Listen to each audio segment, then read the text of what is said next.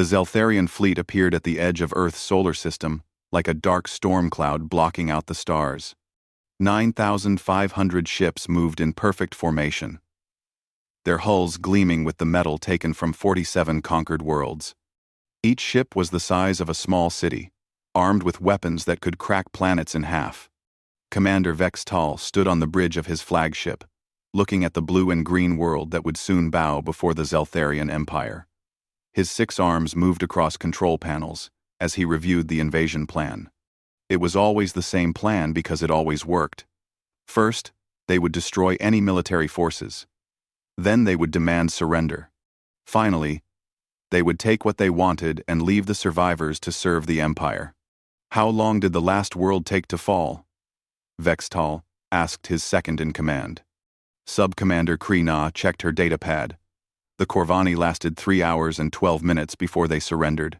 The Talaxians managed 4 hours and 7 minutes. And how many ships did we lose? None, Commander.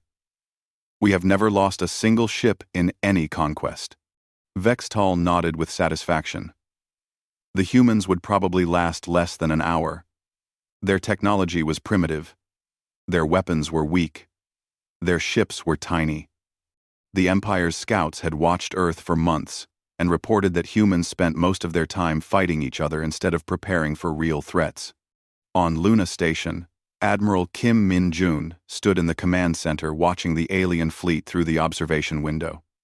He was a small man, with gray hair and calm eyes that had seen many difficult situations. Around him, dozens of officers worked at computer stations, tracking every alien ship and analyzing their formation patterns. "Sir, the fleet has stopped at the outer edge of our solar system," reported Lieutenant Commander Park. "They're not advancing yet." Kim nodded. "They're probably expecting us to panic or run away." "How many ships do we have ready?" 230 defense vessels, Admiral, plus the orbital platforms around Earth and Mars. The numbers were not encouraging. Earth's entire defense fleet was smaller than 1% of the alien force. But Kim had spent 30 years in the Space Navy, and he had learned that numbers were not everything. Sometimes the strongest weapon was the one your enemy did not expect. "Open a communication channel to the alien fleet," Kim ordered. "Sir?" Lieutenant Commander Park looked confused. "Shouldn't we wait to see what they want first?" "I know what they want," Kim said quietly. "The same thing all conquerors want. But maybe we can offer them something better." The communication officer worked for several minutes to establish contact. Finally, a face appeared on the main screen. It was clearly not human, with 4 eyes arranged in a square pattern and skin that looked like polished metal. This was Commander Vextal. Primitive humans. Vextal spoke in heavily accented English that his ship's computers had learned from Earth broadcasts. "I am Commander Vextal of the Zeltharian Empire. You will surrender now, and your deaths will be quick." Kim stepped forward so the alien commander could see him clearly. "Commander Vextal, I am Admiral Kim Min-jun of Earth Defense Command. Welcome to our solar system. We would like to talk." The alien's 4 eyes blinked in what might have been surprise. "Talk? You wish to negotiate the terms of your surrender?" "Not exactly," Kim said with a small smile. "We would like to invite you and your fleet to a meeting. There are things about Earth that your scouts might not have told you." On the alien flagship, Sub-Commander Krina leaned closer to her commander. "Sir, this is unusual. Most species either attack immediately or surrender immediately. They never ask for meetings." Vextal waved his hand dismissively. "It does not matter. They are trying to buy time or confuse us with tricks. We will destroy their pathetic fleet and take their world as planned." But Kim was not finished. "Commander, before you make your final decision, we would like to send you some information about our world and our people. Consider it a gift between civilizations." "What kind of information?" Vextal asked, his curiosity getting the better of his impatience. "Everything," Kim said simply. "Our history, our art, our music, our failures, and our successes. We believe in honest communication between intelligent species. Within minutes, Earth's transmitters began sending a massive data package to the alien fleet. It contained thousands of years of human history, from the first cave paintings to the latest space missions. It included the greatest works of human literature and music, but also the darkest chapters of human behavior. Dr. Park Soo-young, Kim's daughter and Earth's leading expert on alien psychology, had helped design the transmission. She believed that honesty was humanity's greatest strength, even when that honesty revealed terrible things about human nature. The package included Shakespeare's plays and Bach's music, but also detailed accounts of human wars, slavery, and genocide. It showed humans at their best and worst, their capacity for both incredible cruelty and amazing kindness. Most importantly, it showed how humans learned from their mistakes and chose to become better. Across the Zeltharian fleet, communication officers began analyzing the human transmission. What they found confused them. Most conquered species tried to hide their weaknesses and pretend to be stronger than they were. But humans had sent everything, including things that made them look terrible. "Why would they show us their failures?" asked one Zeltharian captain. "Maybe it is a trap," suggested another. "Maybe they want us to think they are weak." But some of the aliens began to see something else in the human transmission. They saw a species that knew exactly what it was capable of, both good and evil, and had made a choice about which side to embrace. Commander Vextal studied the data for hours, growing more frustrated with each file. These humans were unlike any species the Empire had encountered. They were not trying to appear strong or weak. They were simply being honest about what they were. "It changes nothing," he finally announced to his fleet. "Prepare for attack." But as the Zeltharian ships moved deeper into the solar system, some of the captains found themselves wondering what other surprises these strange humans might have in store. 3 days passed, and the Zeltharian fleet moved slowly toward Earth. Commander Vextal expected the humans to attack at any moment or beg for mercy, but neither happened. Instead, Earth continued to send transmissions filled with strange human concepts that made no sense to a conqueror's mind. The humans sent recordings of their music, and some Zeltharian crew members found themselves listening to symphonies and folk songs when they should have been preparing weapons. They sent stories of human explorers who risked their lives not for conquest but for knowledge. Most confusing of all, they sent accounts of humans who had chosen to help their enemies instead of destroying them. Sub-Commander Krina brought these reports to her commander. "Sir, the crew is asking questions I cannot answer. They want to know why humans help strangers and why they make art instead of weapons."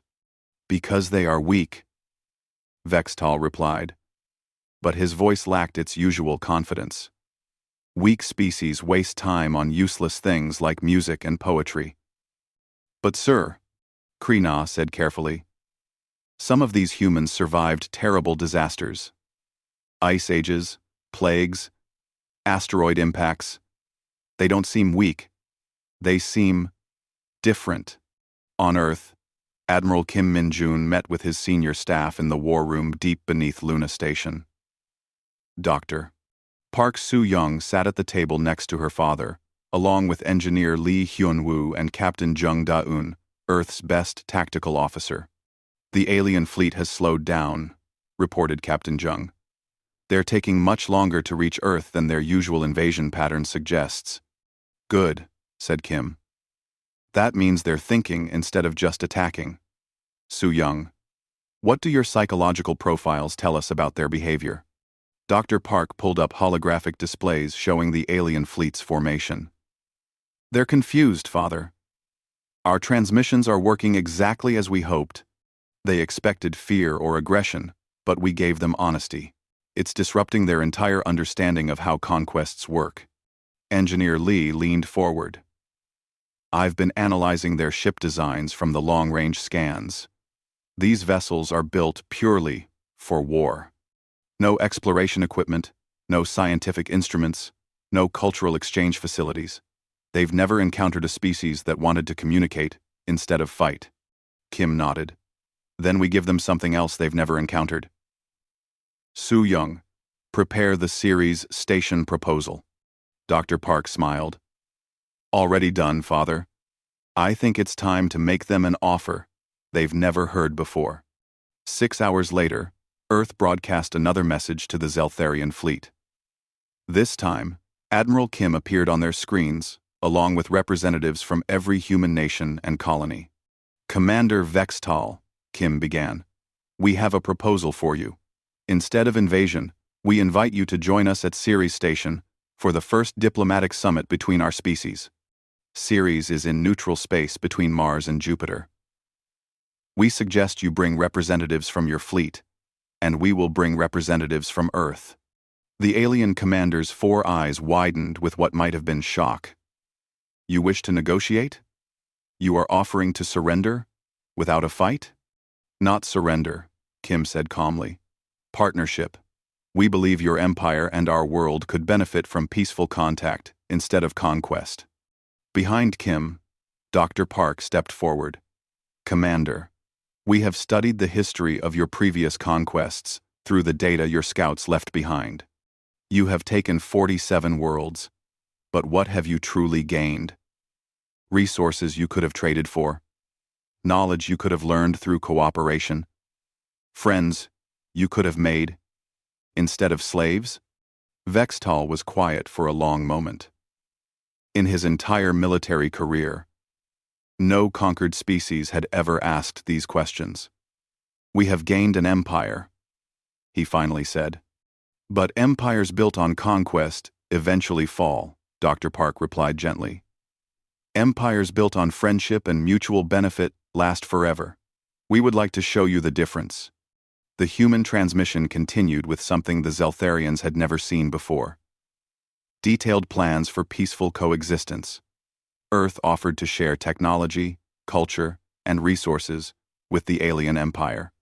They proposed trade agreements, cultural exchange programs, and joint scientific research projects. Most shocking of all, they offered to help the Zeltharian Empire make peace with some of the worlds they had conquered. This is impossible, said Captain Zexmore of the Zeltharian vessel Times Dark Thunder **. No species has ever offered to help their conquerors improve. They must be planning a trap. But Captain Nell Carr of the Times Steel Fang Times disagreed. I have been studying their transmissions for 3 days. These humans have survived by cooperating with each other instead of conquering each other. Maybe their offer is genuine. Similar conversations were happening across the entire Zeltharian fleet. Some captains remained suspicious, but others began to wonder if there might be another way to expand the empire besides endless warfare. Commander Vextal called a meeting of his senior officers. What is the opinion of the fleet regarding this human offer? Sub-Commander Kree Na had spent hours collecting reports from every ship. Sir, the fleet is divided. About 2/3 of the captains believe this is a trick and want to proceed with the invasion. But 1/3 are curious about the human proposal. They ask permission to attend this summit. Curious about surrender terms? No, sir. Curious about partnership. Kree Na had difficulty saying the word. In the Zeltharian language, there was no concept that meant working together with those you had intended to conquer. Vextal considered the situation. The logical choice was to ignore the human offer and destroy their world as planned. But something about the human transmissions bothered him. These creatures were not acting like any species the Empire had encountered. They were not afraid, but they were not aggressive either. They seemed to understand exactly how powerful the Zeltharian fleet was, and yet they still wanted to talk. Very well, he decided. I will attend this summit with a small escort, but the main fleet will remain ready to attack if the humans try to trick us. How many ships for the escort, sir? 50 ships. We will meet these humans and hear their proposal. If it is a trap, we will destroy them. If it is not. Vextal paused, unsure how to finish that sentence. The truth was that Commander Vextal had never considered what would happen if a species genuinely wanted to be friends instead of enemies. In all his years of conquest, it had never occurred to him that there might be something better than fear and submission. As the Zeltharian fleet prepared to split for the first time in its history, both humans and aliens wondered what would happen when two completely different ways of thinking about the universe finally met face to face. Ceres Station floated in the asteroid belt like a metal flower blooming in the darkness of space. The human outpost had been hastily expanded for the historic meeting, with new diplomatic chambers and guest quarters designed to accommodate alien physiology. For the first time in galactic history, conquerors and their intended victims would sit at the same table as equals. Commander Vextal arrived with 50 ships, while Admiral Kim brought only 5 human vessels as escorts. The numerical difference was obvious, but Kim showed no fear as his shuttle docked with the station. Dr. Park Soo-young accompanied her father, along with engineer Lee Hyun-woo and a team of Earth's best diplomats, scientists, and cultural experts. The main conference room had been specially prepared with atmospheric controls that could support both human and Zeltharian biology. When the two groups faced each other across the circular table, the contrast was striking. The aliens were tall and angular with metallic skin and 4 eyes, while the humans looked small and soft by comparison. "Commander Vextal," Admiral Kim began, "thank you for accepting our invitation. We believe this meeting could change the future for both our civilizations." The alien commander remained standing, his 6 arms crossed in a gesture of authority. "Speak quickly, Admiral Kim. My fleet grows impatient, and I have promised them conquest." Dr. Park activated a holographic display in the center of the table. "Commander, we would like to show you something about humanity that your intelligence reports might have missed." The display showed images of Earth throughout human history. But these were not the typical images of human wars and destruction that the Zeltharians had already seen. Instead, they showed something else entirely. Humans rebuilding after disasters. Humans caring for the sick and wounded. Humans exploring dangerous places not for conquest but for knowledge. Engineer Lee stood up and gestured to the hologram. "Commander, you said your empire has conquered 47 worlds. How many of those worlds are stronger now than they were before you conquered them?" Vextal's 4 eyes narrowed. "That is not the purpose of conquest. We take what we need. But what if conquest could make both civilizations stronger?" Lee continued. "What if instead of taking what you need, we could create more of what we both need?" The human engineer touched a control, and the hologram changed to show Earth's colonies on Mars, Europa, and Titan. 30 years ago, these worlds were empty rocks and ice.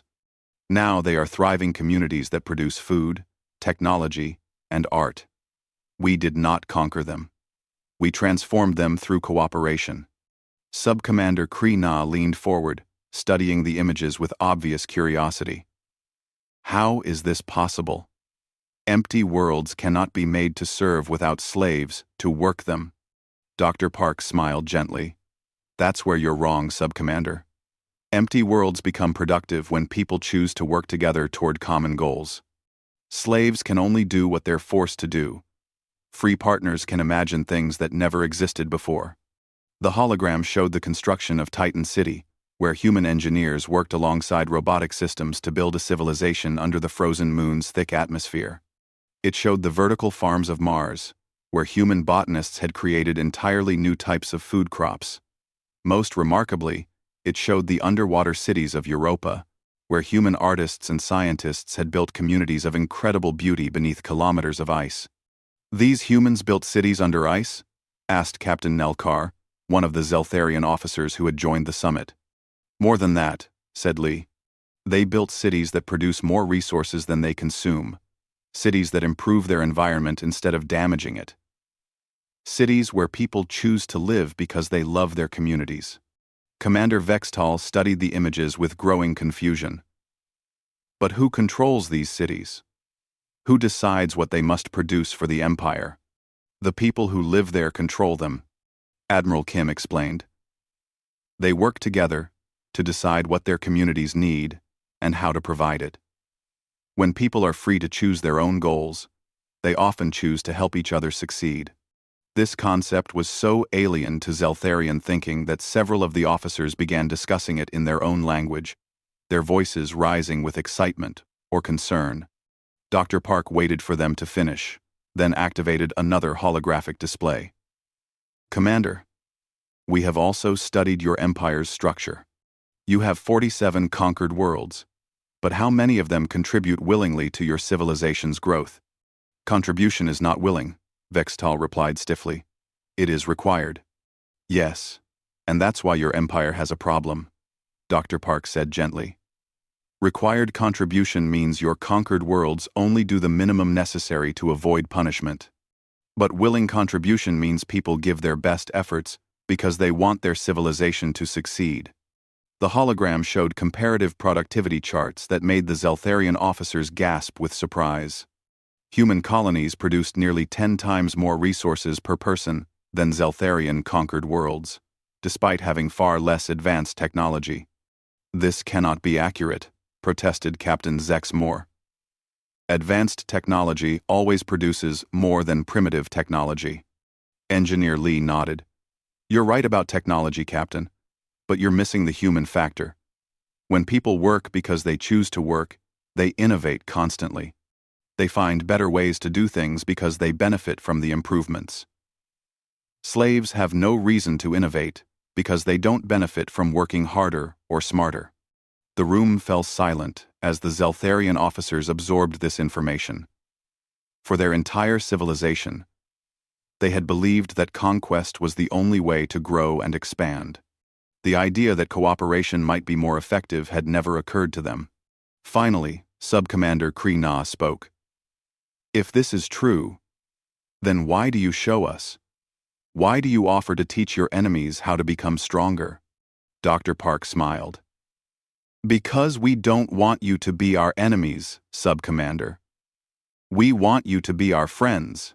Friends help each other become stronger because everyone benefits when everyone succeeds. Commander Vextal stood up abruptly. Enough! This is all very interesting, but it changes nothing. My fleet came here to conquer Earth, not to become friends with humans. Then you have a choice to make, Admiral Kim said calmly. You can follow your original plan and attack Earth. You might even win, though it would cost you far more ships than you expect. Or you can try something that no civilization in the galaxy has ever attempted, building an empire based on friendship instead of fear. And if we choose friendship? Asked Subcommander Kree-Na. Then we help you contact the worlds you've already conquered and offer them the same choice we're offering you, Doctor. Park replied. Join us willingly and help build something better. Or remain as they are. But no more forced submission. No more slavery. No more conquest without consent. The Zeltharian officers looked at each other, their 4 eyes reflecting emotions that had no names in their language. Some showed anger at the suggestion that their way of life was wrong. Others showed curiosity about possibilities they had never imagined. Commander Vextal made his decision. The fleet will vote. Ships that choose to continue with conquest will follow me to Earth. Ships that choose to explore this friendship proposal may remain here for further discussions. As the meeting ended and both groups returned to their ships, everyone knew that the galaxy would never be the same. For the first time in Zeltharian history, their fleet would be divided not by tactics or strategy, but by 2 completely different visions of what civilization could become. The Zeltharian fleet split like a river hitting a mountain. Commander Vextal led 8,200 ships toward Earth, convinced that conquest remained the only logical choice. Behind him, 1,300 ships stayed near Ceres Station with Subcommander Kree-Na, who wanted more time to understand these strange human concepts. They will regret their weakness, Vextal told his remaining captains, as Earth grew larger on their screens. When we return with human slaves and Earth's resources, the traitors will see the folly of friendship. But as the invasion fleet entered Earth's inner solar system, they encountered something unprecedented in the history of galactic warfare. The human defense fleet did not attack immediately. Instead, each human ship broadcasted a personal message. Captain Jung Da-un commanded the Earth vessel times Harmony times, as it faced a Zeltharian destroyer 10 times its size. Instead of firing weapons, Jung opened a communication channel. Zeltharian vessel, this is Captain Jung Da-un of the Earth Defense Force. Before we fight, I want you to know something about the human you're about to battle.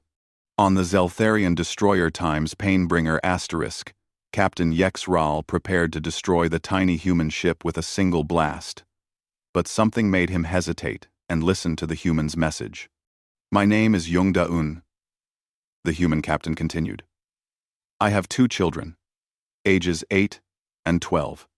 I grew up on Mars colony, where my parents taught me that every intelligent being deserves respect and kindness. I don't want to fight you, but I will defend my family and my world if I must. This was not how space battles were supposed to begin. Captain Yex Ral had destroyed hundreds of enemy ships, but none had ever told him their pilot's name or mentioned their children. Across the battle zone, similar conversations were happening between human and Zeltharian ships. The humans were not just fighting a war, they were introducing themselves to their enemies as individuals with families, dreams, and reasons for living.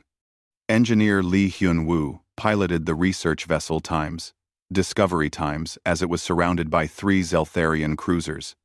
Instead of surrendering, Lee began broadcasting technical specifications for a new type of engine his team had developed. Zeltharian vessels. This is Engineer Lee Hyun-woo. I'm sending you plans for a hydrogen fusion drive that produces twice the efficiency of your current propulsion systems. Consider this a gift from Earth's scientific community. The captain of the cruiser Metal Fist stared at his screens in confusion. Why would an enemy give us better technology during a battle? Because, Lee replied over the communication channel, good ideas should be shared with anyone intelligent enough to appreciate them. If you survive this battle, maybe you'll use this technology to explore the galaxy instead of conquering it. The real surprise came when the fighting finally began. Human ships that were damaged or destroyed did not simply disappear. Instead, Earth rescue vessels appeared immediately to collect both human and Zeltharian survivors from the wreckage. Dr. Park Soo-young commanded the medical ship Compassion as it moved through the battle zone, pulling wounded aliens from disabled ships. Her vessel carried no weapons, only medical equipment and emergency supplies. Zeltharian survivors, this is Dr. Park Soo-young of Earth Medical Command, she announced as her ship approached a damaged alien vessel. We are here to provide medical assistance. We will treat your wounded and provide food and shelter until this conflict is resolved. Captain Kelvex of the damaged Zeltharian ship Sword of Conquest could not understand what was happening. Why do you help your enemies? Human doctor. Because wounded beings need help, Dr. Park replied simply. Your people and my people may be fighting, but suffering is suffering. We don't believe that politics should prevent medical care. As Zeltharian wounded were brought aboard human medical ships, they experienced something that no conquered species had ever shown them. Genuine care from former enemies. Human doctors worked to save alien lives with the same dedication they showed to human patients. Human nurses learned alien names and tried to make their patients comfortable, despite language barriers. The psychological impact on the Zeltharian fleet was devastating. They had prepared for desperate human resistance, clever human tactics, or advanced human weapons. They were not prepared for human kindness toward their enemies. Captain Nell Carr of the Steel Fang found himself in command of 6 Zeltharian vessels after his admiral was killed in battle. Standard procedure was to continue fighting until death or victory. Instead, Nell Carr did something unprecedented in Zeltharian military history. He called a ceasefire with the human ships his group was fighting. Human vessels. This is Captain Nell Carr. I wish to discuss terms. Captain Jung responded immediately.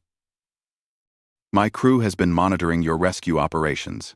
You have saved the lives of 47 Zeltharian soldiers who should have died in battle? Why do you show mercy to those who came to conquer your world? Jung considered her answer carefully. Because we believe that former enemies can become future friends, Captain. Today we fight because we must. But tomorrow, we could work together to build something better. And if we chose to stop fighting, what would happen to my ships and my crew? You would be welcome to join the diplomatic mission at Ceres Station, Jung replied. Or you could return to your empire with our friendship and a message of peace. The choice would be yours. The concept of choice in warfare was as alien to the Zeltharians as the concept of mercy. In their empire, battles continued until one side was completely destroyed or completely victorious. The idea that enemies could simply choose to stop fighting and start cooperating had never occurred to them. Captain Nel Carr made his decision. My ships withdraw from this battle. We wish to learn more about these human concepts of choice and cooperation. As Nel Carr's vessels moved away from the battle zone, other Zeltharian captains began asking themselves uncomfortable questions. If these humans could treat their enemies with kindness and respect, what did that say about the Zeltharian Empire's treatment of conquered worlds? Commander Vextal watched his fleet shrink as ship after ship chose to withdraw from the battle. Some captains claimed engine problems or communication failures, but Vextal knew the truth. His forces were not being defeated by human weapons. They were being defeated by human values. By the end of the first day of battle, Vextal's invasion force of 8,200 ships had shrunk to fewer than 500. The rest had either been destroyed, captured, or had simply chosen to stop fighting and start talking. As Earth's sun set on the strangest battle in galactic history, both humans and Zeltharians realized they were not just fighting for territory or resources. They were fighting for two completely different ideas about what civilization should become. 6 months after the failed invasion of Earth, 17 Zeltharian ships approached their homeworld of Zelthara Prime. The massive planet hung in space like a metal sphere, its surface covered with the industrial cities that had built an empire through conquest. But these 17 ships carried something that had never before entered Zeltharian space. Hope for a different future. Sub-Commander Kree-Na, now promoted to Admiral of Diplomatic Relations, led 13 ships filled with Zeltharian crew members who had chosen to stay with their human friends rather than return to the Empire. These aliens had spent months learning about human culture, human values, and human ways of solving problems without violence. 3 more ships carried official diplomatic envoys from both civilizations, working together to establish peaceful contact between the Zeltharian Empire and the growing alliance of worlds that Earth was building. Dr. Park Soo-young served as Earth's first ambassador to the Zeltharian Empire, while former Captain Nel Carr represented the Zeltharians who wanted to reform their civilization from within. The final ship carried former Commander Vextal, no longer a conqueror, but a confused leader, trying to understand how everything he had believed about strength and power had been proven wrong by a species his empire had considered primitive. As the 17 ships entered orbit around Zelthara Prime, they were met by the full battle fleet of the Zeltharian Empire. Supreme Admiral Gex Ran commanded 3,000 ships, ready to destroy what he assumed were human vessels attempting to invade the Zeltharian homeworld. Unknown vessels, you will surrender immediately or be destroyed. Gex Ran broadcast on all frequencies. Supreme Admiral, this is Admiral Kree-Na, returning from the Earth mission, came the unexpected reply. We request permission to dock and report to the High Command. The Supreme Admiral's 4 eyes widened with shock. Of the 9,500 ships that had left for Earth, only 17 had returned. Admiral Kree-Na, report your status immediately. Where is the rest of the invasion fleet? The invasion fleet no longer exists, sir. But the crews are safe, and we bring news that will change the Empire forever. The returning ships were escorted to the capital city of Zelthara Prime, where the High Command waited in the Great Council chamber. The council consisted of 12 ancient Zeltharians who had ruled the Empire for centuries through fear and military might. They had never suffered a defeat, and they could not understand how their greatest invasion force had simply disappeared. Krina entered the council chamber, accompanied by Dr. Park Soo-young, Nelkar, and former Commander Vextal. The sight of a human standing in the heart of the Zeltharian Empire shocked the council into silence. "High Command," Krina began. "I present Dr. Park Soo-young, ambassador from the planet Earth and representative of the Human Alliance." Counselor Hexmal, eldest of the High Command, raised his 6 arms in anger. "You dare bring one of our enemies into this sacred chamber? Where are the human slaves? Where are the conquered worlds we were promised?" "There are no slaves, Counselor," Krina replied calmly. "And no conquered worlds. But there is something far more valuable. The possibility of an alliance that could make our empire stronger than conquest ever could." Dr. Park stepped forward with the confidence of someone who had spent months learning to communicate with an entirely different species. "Honored counselors, I come not as a conquered enemy, but as a potential friend. Earth offers the Zeltharian Empire something it has never possessed: willing partners instead of reluctant slaves." "Impossible," shouted Counselor Vexpan. "Partnership is weakness. Only conquest brings strength." Former Commander Vextal stood up slowly, his metallic skin showing the exhaustion of months spent questioning everything he had once believed. "Counselor Vexpan, I thought the same thing. I believed that fear and submission were the only ways to build an empire. Then, I met humans, who showed me a different kind of strength." The council chamber erupted with angry voices as the Zeltharian leaders demanded explanations for the failed invasion. How had 9,000 ships been defeated by a few hundred primitive human vessels? Nelkar activated a holographic display that filled the center of the chamber. "High Command, we were not defeated by human weapons. We were defeated by human ideas. Allow me to show you what we discovered." The hologram displayed the colonies that Earth and its allies had built throughout their region of the galaxy. Unlike Zeltharian conquered worlds, these planets thrived with productive communities, advanced technology, and populations that worked eagerly to support their civilization. Each of these worlds produces more resources and technology than any of our conquered territories, Nelkar explained. And they do it willingly, without slaves or overseers or fear of punishment. Dr. Park activated another section of the display showing comparative data.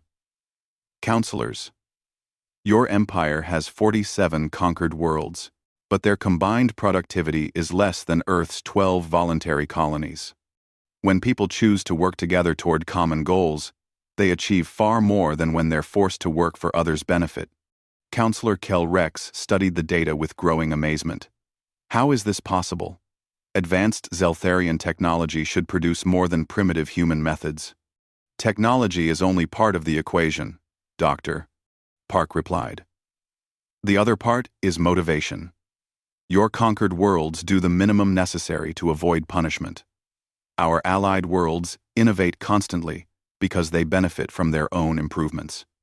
Engineer Lee Hyun-woo, who had accompanied the diplomatic mission, presented the council with gifts that demonstrated human innovation, medical technologies that could extend Zeltharian lifespans, agricultural techniques that could feed more people with fewer resources, and educational systems that could develop the potential of every individual, regardless of their species.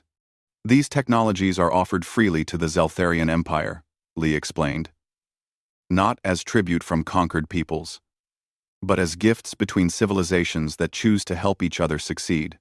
The concept of free gifts between equals was so foreign to Zeltharian thinking that several counselors accused the humans of trying to establish some kind of elaborate trap. But Krina had spent months observing human behavior, and she understood what her leaders could not yet grasp. "High Command, there is no trap. Humans give gifts because they believe that helping others ultimately helps themselves. When everyone succeeds, everyone benefits." The debate continued for hours as the council struggled to understand ideas that challenged the foundation of their empire. Some counselors remained convinced that conquest was the only path to strength. Others began to see the potential advantages of the human approach. Finally, the eldest counselor spoke. If we were to consider this alliance, what would it mean for our empire? Dr. Park smiled. It would mean the beginning of something the galaxy has never seen. An empire built on friendship instead of fear, growing through cooperation instead of conquest, becoming stronger by making others stronger instead of making others weak. The vote that followed was the closest in Zeltharian history. By a margin of just one vote, the High Command decided to begin negotiations with the Human Alliance for a new kind of galactic civilization. As the 17 ships that had returned from Earth began broadcasting the news of this decision throughout Zeltharian space, some conquered worlds chose to remain part of the reformed empire, while others chose independence. Most remarkably, several worlds chose to join the growing alliance between humans and Zeltharians as equal partners. The invasion of Earth had failed completely, but from that failure grew something unprecedented in galactic history. A civilization based on the revolutionary idea that former enemies could become family.